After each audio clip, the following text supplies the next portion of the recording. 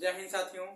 आज के इस सेशन में हम जानेंगे कबूतर के दूध के बारे में। मित्रों, आपको हम इस जानकारी से रूबरू करवाने वाले हैं कि कबूतर भी अपने बच्चों को दूध पिलाता है। जिस तरह से सभी स्तनधारी, चाहे वो पशु हो चाहे मानव हो, सभी स्तनधारी अपने बच्चे को जन्म देते हैं और उनके पोषण के लिए अपना दूध पिलाते हैं।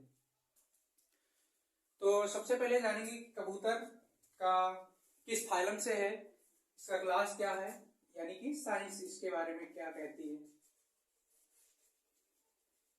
फाइलम है इसका कॉर्डेटा, कॉर्डेटा फाइलम से बिलोंग करता है। और क्लास है एप्स। और स्पेसीज या जीनस,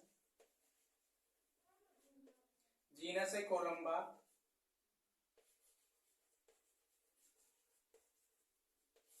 स्पेसीज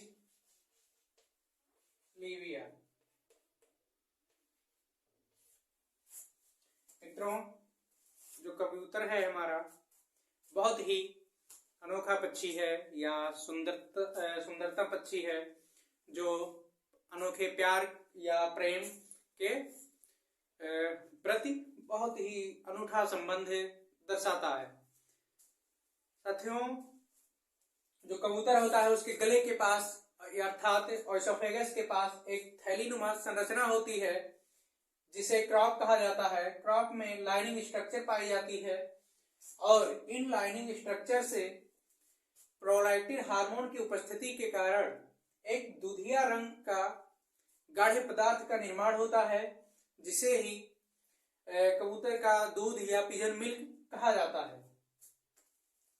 ये पिजन मिल्क उस बच्चे के लिए, यानी कि जो भी अंडे से बाहर निकला है तुरंत उसे चूजा कहा जाएगा, उस चूजे के लिए बहुत ही पौष्टिक आहार के रूप में जाना जाता है, क्योंकि इसमें एंटीऑक्सीडेंट और इम्यून इनहैंसिंग पदार्थ पाए जाते हैं तथा स्तनधारियों के दूध के जैसे ही इसमें इम्यूनोग्लोबुलिन ये पाया जाता है, जो कि इम्यूनोग्लोबुलिन यानी कि IgA पाया जाता है, जो कि जो चूजा है उसके प्रतिरक्षा तंत्र के लिए बहुत ही इम्पोर्टेंट सब्सटेंस है या इम्यून बूस्टर है।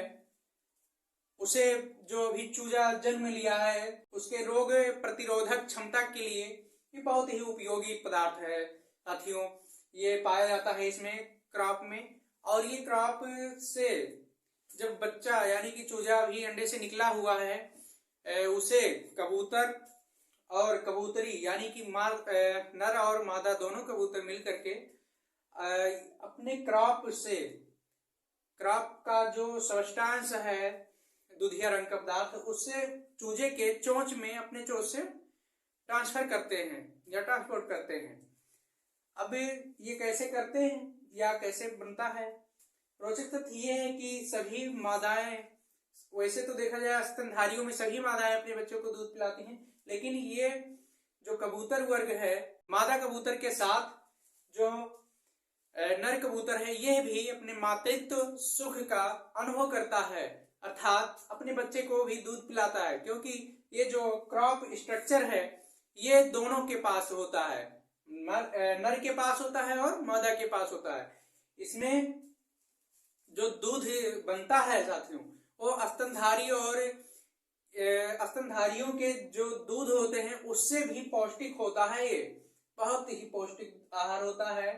और ये पौष्टिक आहार देखा गया है कि जिस चूजे को नहीं मिल पा रहा होता है वो चूजा अत्यंत कमजोर होता है।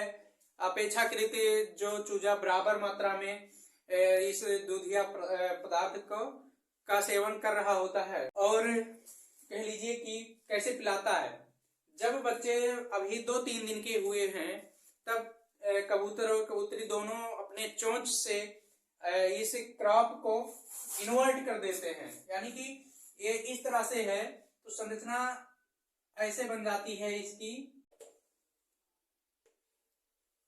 ऐसे बन जाती है और अपने चोंच से उसके चोंच में डाल करके पिलाते हैं। और जब बच्चे एक हफ्ते से ऊपर के हो जाते हैं, एक हफ्ते से ऊपर के हो जाते हैं, तो चुगने के बहाने, यानी कि अब बच्चे एक्टिव हो चुके हैं, वो भी अपनी संवेदनाओं को समझ रहे होते हैं, तब अपनी माता पिता यानी कि पेरेंट्स के चोंच में अपनी चोंच डाल करके जो गाढ़ा पदार्थ है, इसमें जो चुग करके आया है पक्षी, दाने होते हैं, अनाज के दाने होते हैं, उन्हें अपने चोंच से, जो चूजे हैं उन्हें अपने चोंच से निकाल कर खुद चुनने लगते हैं। इतने एक्टिव होते हैं साथियों। और कबूतर वर्ग में एक चीज और बहुत ही खास बात है, इनमें अनोखे प्यार या प्रेम के प्रति ये एक प्रत्यक्ष उदाहरण है। ये जब एक बार अपने जीवन साथी का चुनाव कर लेते हैं, फिर अपने जोड़ी को फिर नहीं छोड़ते हैं, जब तक कि या कोई जोड़ी में से कोई एक गायब ना हो गया हो, कहीं बिछुड़ ना गया हो, या कहीं किसी कारणवश उसकी मृत्यु ना हो गई हो, तब तक वो नहीं छोड़ते हैं। और यदि किसी वजह से वो बिछुड़ गए, तब जो दूसरा एक बचा हुआ है, चाहे नर हो या मादा हो, वो अपने दूसरे जोड़ी का चुनाव कर लेता है और उसके साथ अपना जीवन पुनः व्यतीत करने लगता है। और जो इनकी मादाएं होती हैं, ये एक समय में 2 अंडे देती हैं, और अंडे सेने की काम नर और मादा दोनों मिलकर के करते हैं। हम अपने इस सेशन को समाप्त करना चाहेंगे। यदि हमारे द्वारा दी गई जानकारी आपको अच्छा लगे तो वीडियो को लाइक करें और चैनल को सब्सक्राइब करें। धन्यवाद।